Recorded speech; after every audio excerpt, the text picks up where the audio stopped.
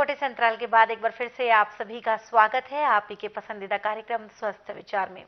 दर्शकों, अगर आपका तन स्वस्थ होता है तो स्वस्थ विचार भी अपने आप ही आते हैं और इस कार्यक्रम का उद्देश्य भी यही है कि आपका तन जो है वो स्वस्थ रहे, ताकि आप अपने जो काम है उनमें सही ढंग से मन लगाएं और खूब आप तरक्की हासिल करें, क्योंकि किसी भी काम को करने के लिए एक स्वस्थ तन बहुत जरूरी होता है।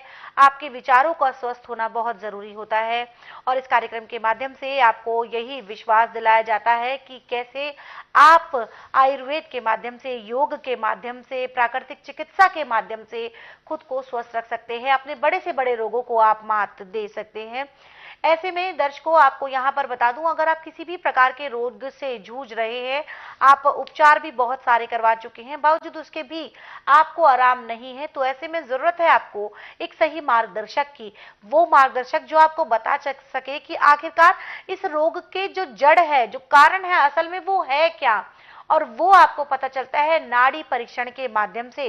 और नाड़ी परीक्षण जो करने वाले हैं वो बहुत ही कम लोग अब बचे हैं, और ऐसे में ऐसे ही हैं हमारे गुरुजी, जो कि नाड़ी परीक्षण के जरिए आपके मात्र 3 से 5 सेकंड में ही आपके रोगों का आपको जानकारी दे देते हैं, क्या कारण है, क्या कितने दिन पुराना है, ये सारी जानकारी तो आपको देते ही हैं, और साथ ही साथ आपको कुछ योग प्रणाम बताते हैं, आपको आयुर्वेदिक दवाएं देते हैं, आपको घरेलू नुस्खे वो बताते हैं, जीवन शैली में बदलाव के तरीके करके कैसे आप उन रोगों को दूर कर सकते हैं, ये सारी जानकारी आपको देते हैं। बस जरूरत होती है आपको स्वस्थ विचार आश्रम आने की। तो आश्रम पर आने की जितनी भी जानकारी है आपकी टीवी स्क्रीन पर दी जा रही है, और अगर आप बहुत दूर से आ रहे हैं, आपके मन में कोई शंका है और आप आने से पहले कोई जानकारी लेना चाहते हैं, तो बिल्कुल आपको वो सभी जानकारी मिलेगी जो इस वक्त आपकी टीवी स्क्रीन पर 4 नंबर फ्लैश हो रहे हैं।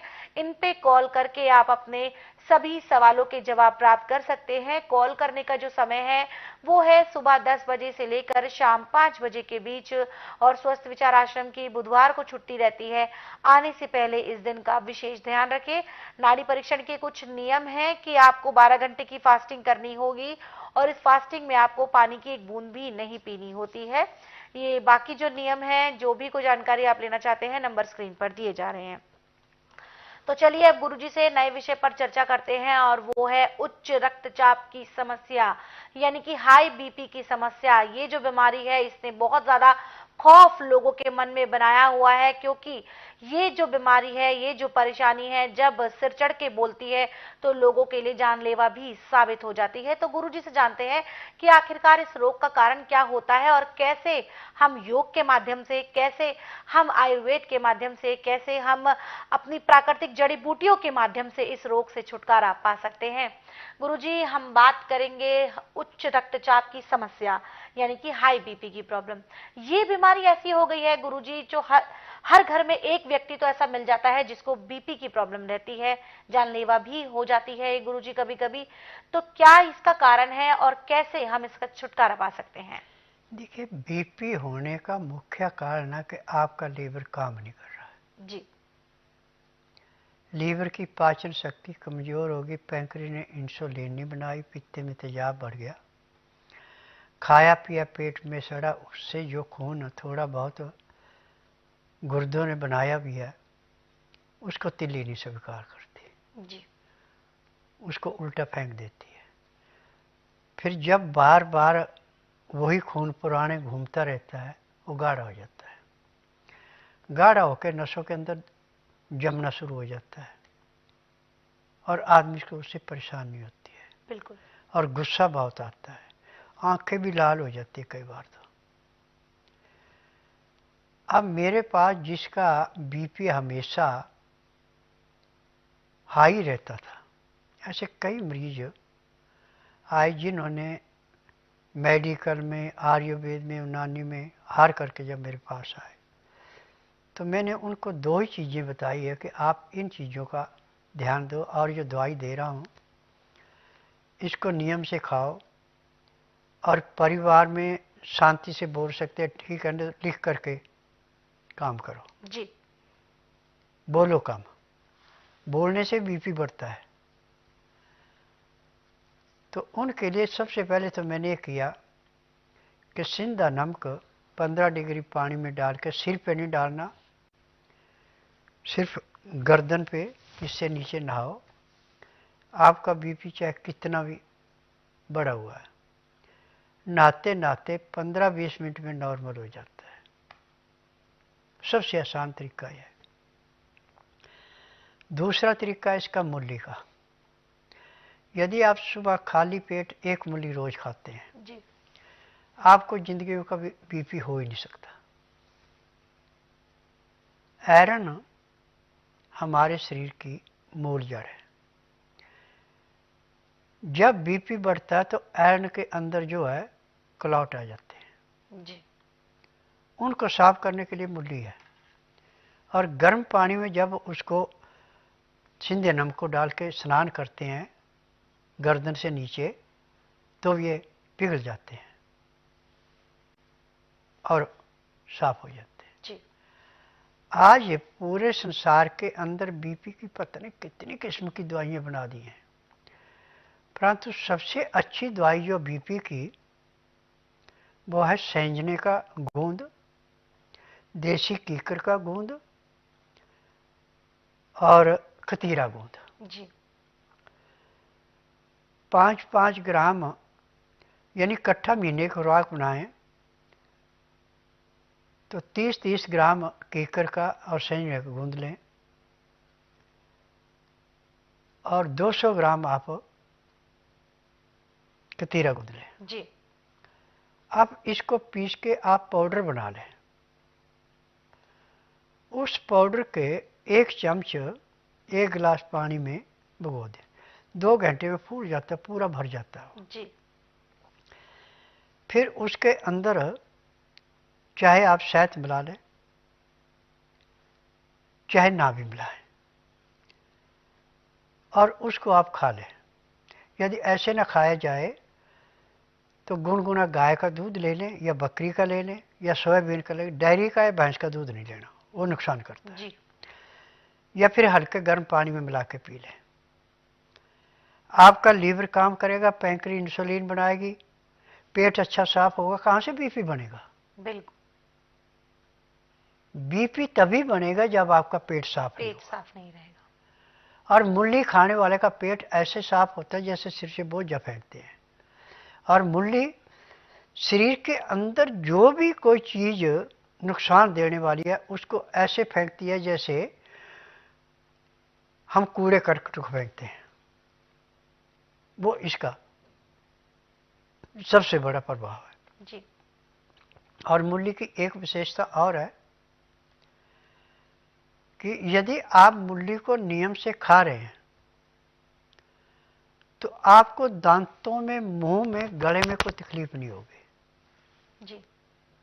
अब कई बार आदमी ऊंचे बोलने से गला बैठ जाता है, जी।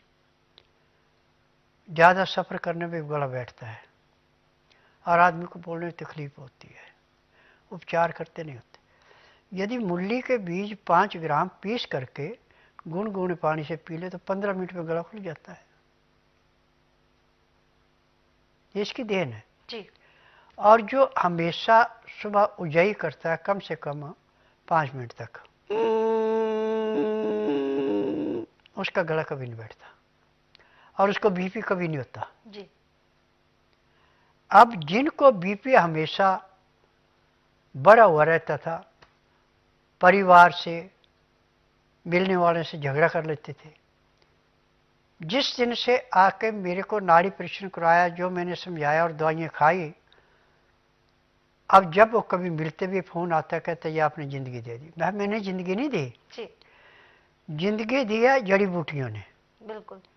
या उन्होंने दी जिन्होंने मुझे विद्या सिखाई थी। मैंने किसी गुरुकुल से नहीं विद्या सीखी है,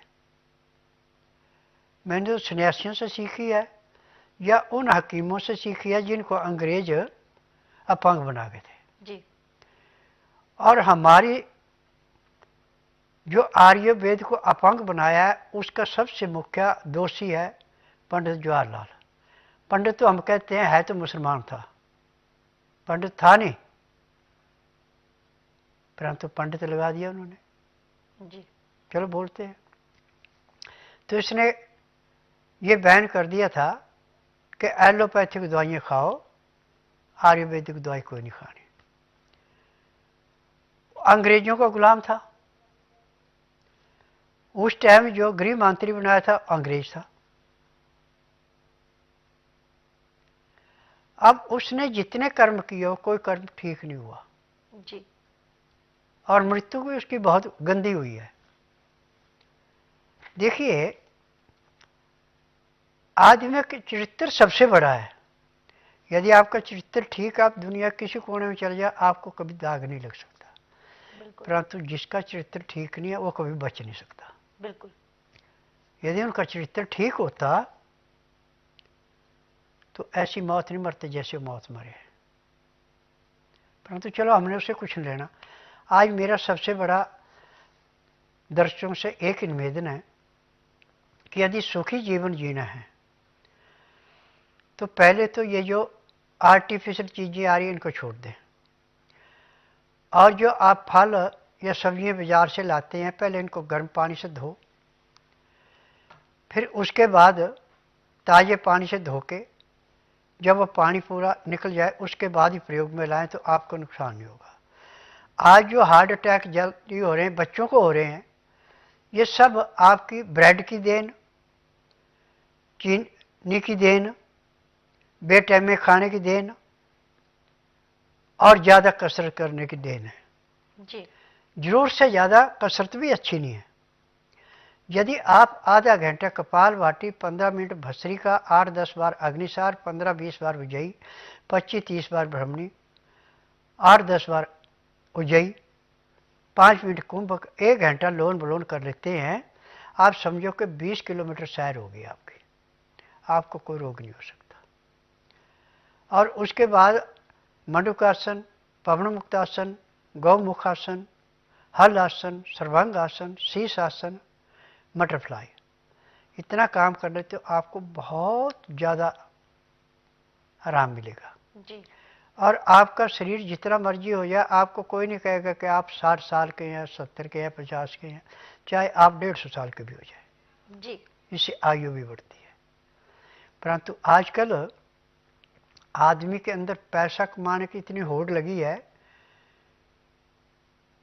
कि एसी में, फ्रिज में, तली हुई चीज़ों पे